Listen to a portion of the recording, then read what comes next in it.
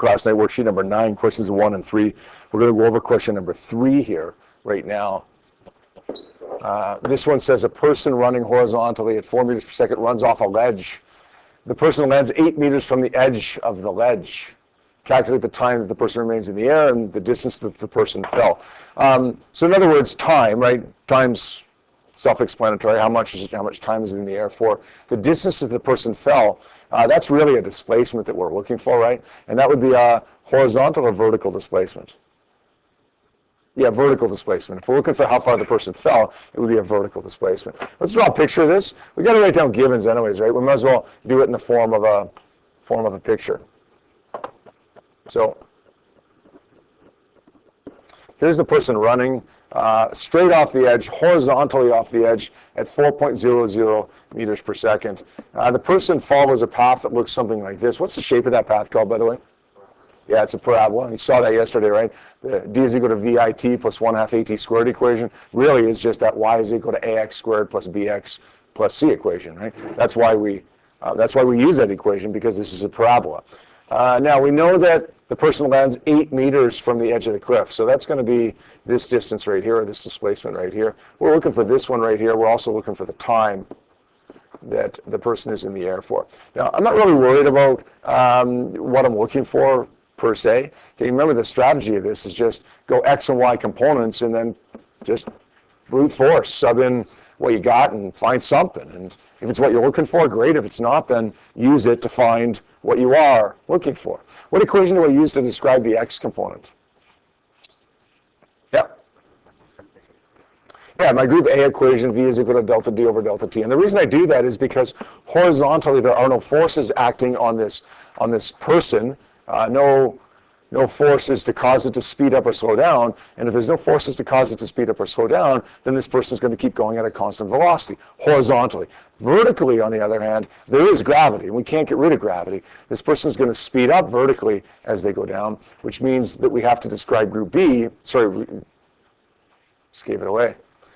We have to describe the Y component with a group B equation. And the one that we're probably going to end up using is the one that I showed you yesterday that really is the parabola equation. D is equal to VIT plus 1/2 AT squared. Right? Sub in numbers. Do we know what V is for the X component? How much of that 4 meters per second initial velocity is X component? All of it. 4.00 meters per second. Notice it doesn't say VI, it doesn't say VF, it says V, because look, the horizontal component of that velocity isn't going to change. It's going to stay the same the whole time. That's why it's not VI or VF, just V. Do we know what delta D is for the X component? Yeah, we do actually. It's 8.00 meters, right? All right, we can solve for delta T. In question number 1, we couldn't do that because we subbed in the velocity. We didn't know what D was. We didn't know what T was. We had to move on to the Y component. Here we can solve for T. T goes up by multiplying, and then the 4 goes down by dividing. Ends up being 8.00 divided by 4, which is 2.00 seconds. All right, we just solved for A by accident, right? We weren't necessarily trying to solve for the time. We just did, kind of by accident. So that brute force, just subbing in numbers and see what happens method that got us that. Now for the Y component, let's start subbing in numbers there. The Y component, we don't know the displacement. In fact, that's what we're trying to find, right? The vertical displacement. VI is what? 0. Horizontally, it's moving at 4 meters per second. And you know what? A tenth of a second later, it's going to be moving vertically. But initially, VI, Y component, it's not moving at all. Right? 0 meters per second. Here, it's moving downward. Here, it's moving downward faster. Here, it's moving downward even faster. But initially, right here, its vertical velocity is 0 because it's launched horizontally. So we get rid of that. That simplifies things a lot. A is neg 9.81, and T is, we just solved for that. It's 2, so it's say 2 squared here. How come we can make the time go from X to Y? Like displacement is different, right? The horizontal displacement is different from the vertical displacement. The velocity is different. The horizontal velocity is different from the vertical velocity. But how come we can make the time the time? Yeah, because time is a scalar. And there is no X or Y component with that. Time is time. half of negative 9.81 times 4, 2 squared is, what does it work out to be, 20 meters? Actually, it would be negative 19.62 meters, which is to 2 digits, sorry, to 3 digits I should go, negative 20 meters. Now, if you said positive 20 meters, I would mark that right, because technically the question asks you for the distance, right? Not the displacement. And distance is a positive value. But the number that we typically get there would be negative. So technically, I suppose you probably should drop the negative. But I'd certainly mark that right as well. Negative 20, positive 20, whatever you got there. Good? Okay, I want to do one more example with you here for before the weekend here. This is example number 21. We got a golf ball here that's hit so that it moves at a velocity of 25 meters per second, an angle of 30 degrees. At an angle of 30 degrees, oh no, above the horizontal immediately after it's hit. How far will the golf ball travel in the air, assuming the ground is level? In other words, ground is level, the golf ball is hit from ground level, and it ends up back on ground level, right? Okay, if the ground wasn't level, then it would end up either above where it started or below where it started. We're just saying here that it ends up at the same height that it started at. Then we want to find the maximum height. Let's draw a picture here. This is where the golf ball's hit. As it goes up and comes back down, it follows, what's that path called again? Yeah, it's called a parabola, right? 25 meters per second at an angle of 30 degrees right here. That's all we got, I think. How far will the ball go in the air? What's the maximum height of the golf ball? Let's deal with A first. What do you see here? What do you see here that takes you back to a couple days ago? Or that takes you back to the quiz that you wrote earlier today? You see a funny angle. We don't like funny angles, right? So let's take that funny angle off to the side.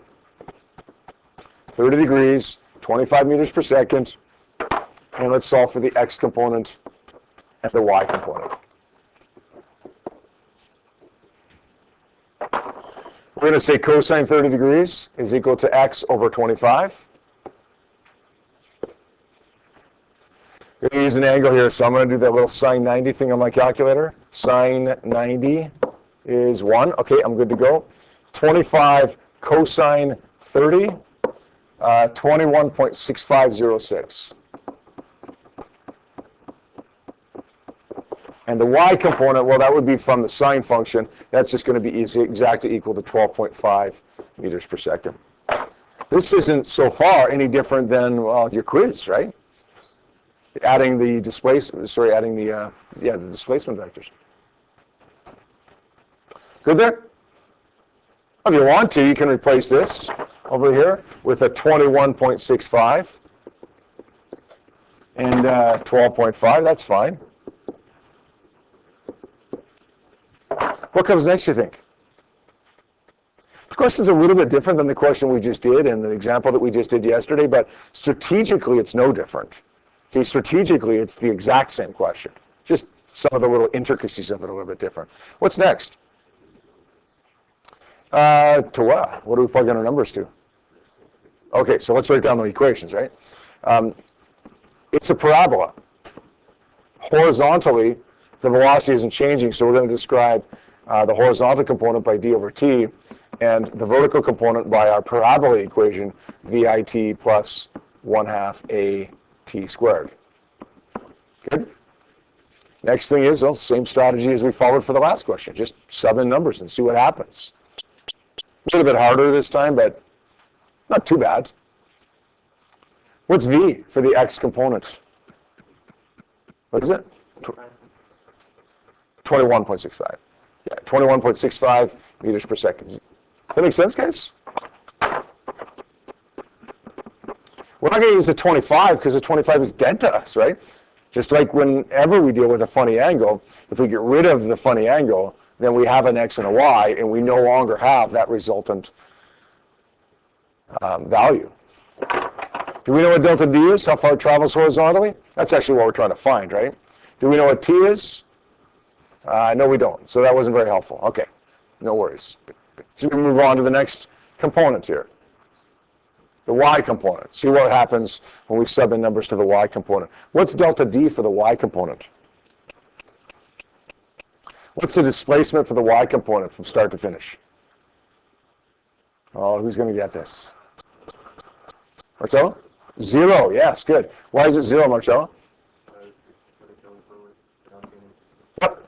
Starts at ground level and it ends at ground level. So forget about how far downfield it ended up going. All we care about for the y component is the height. It started at 0 height, it ends at 0 height. The displacement vertically is 0. Now, if it ended up on the top of a building, the displacement would be something, right? We won't do a question like that because that would require some math that not everybody in Physics 20 has done, called the Quadratic Equation. How many people know what I'm talking about with that? Negative b plus or minus square root of b squared minus 4ac over 2a. How many people have no idea what I just said? Oh, second semester, Math 20 people. You do know what I'm talking about. We still won't do one of those. This doesn't require the quadratic equation, though. If it had a final height, though, it would. It would. What's VI? What's VI for the y component here? 12.5, yeah.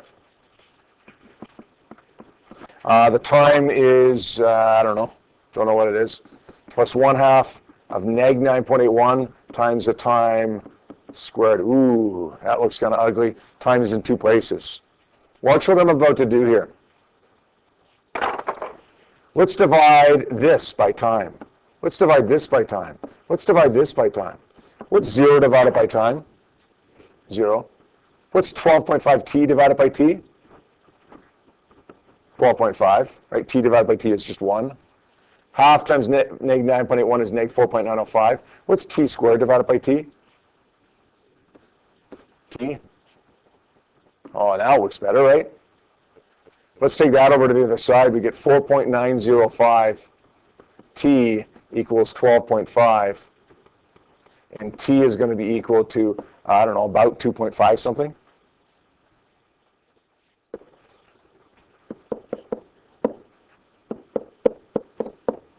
Uh, 2.5484. Now what do we do with that? It's not what I'm looking for. But now this question is it's just like the homework question we did, and it's just like the example we did yesterday. Now, right? At this point it is. What do we do now? Sub that in there, right? 21.65 is equal to delta D over 2.5484. Take that up by multiplying to get D.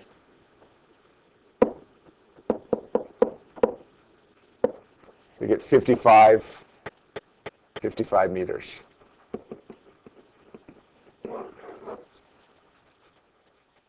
Make sense? What's different about this question than the last question that we did? Well, the horizontal velocity is different, right? The horizontal velocity was, in that last question, and well, the last three questions that we did, the homework questions, was just a number that was given to us right here. What else is different? The vertical velocity was 0 in those questions that we did for homework, right? The initial vertical velocity was 0. Now it's a component. And the vertical displacement was negative something. And now it's 0 for these problems. Otherwise, this problem is exactly the same, right? Right, if you can get past the differences, which is the horizontal velocity, the vertical velocity, and the displacement, the vertical displacement, it's exactly the same as that last question. All right? B, what will be the maximum height of the golf ball? Where does the maximum height occur? Yep. Yep. Yeah, right there. We want to find a max height, right? This distance right here. Is that a horizontal or vertical dimension? Vertical. Okay, so let's analyze the vertical component. All right? I got a question for you. Horizontally, how fast is it moving when it reaches that peak height? Horizontally, how fast is it moving when it reaches that peak height? Yeah? 21.65. I was going to actually say who cares. But you're right, it is actually 21.65. The reason I was going to say who cares is because I'm dealing with the y component here, right? So in this problem, it doesn't matter how fast it's moving horizontally. How fast is it moving vertically, though, when it reaches that peak height? What is it? 0. It stops, right? Goes up, stops, comes back down to the vertical component. So what I'm going to do here is use this equation, VF squared is equal to VI squared plus 2AD. I'm going to set VF equal to 0 and solve for delta D. Does that make sense? The displacement when VF is 0. Let's take the VI squared over by subtracting, because it's not attached. And then let's take the 2a over by dividing. I get VF squared minus VI squared over 2a equals delta D. VF is 0, as Sawyer just said. What would VI be? What is it? 12.5. It's the vertical component of the velocity, right? Over 2 times negative 9.81. So 0 squared is easy. 0. I don't even need a calculator for that. Minus 12.5 squared. Plus equals on your calculator. Let's divide that by, use some brackets on the bottom, 2 times neg 9.81. 7.96, or actually going to round it to 2 digits, I think. Yeah. So it's going to be maximum height of 8.0 meters.